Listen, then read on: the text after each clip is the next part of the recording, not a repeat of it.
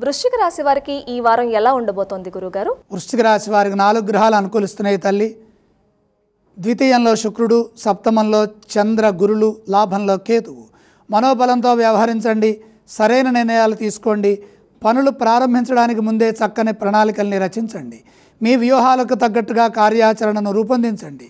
ఏకాగ్రతతో పనిచేయడం ద్వారా ఉద్యోగంలో మేలు చేకూరుతుంది. అధికారుల నుండి ఒత్తిడి తగ్గుతుంది. సక్రమంగా బాధ్యతలను నిర్వర్తించి ప్రశంసలు పొందుతారు. ఆర్థిక స్థితి ఉత్తమంగా ఉంటుంది. అవసరాలకు తగిన విధంగా ధనం అందుబాటులో ఉంటుంది.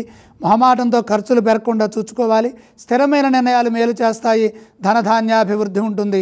వారం మధ్యలో ఒక సమస్య నుండి బయటపడతారు. బుద్ధిబలంతో ఆటంకాలను అధిగమించి కార్యసిద్ధిని సాధిస్తారు.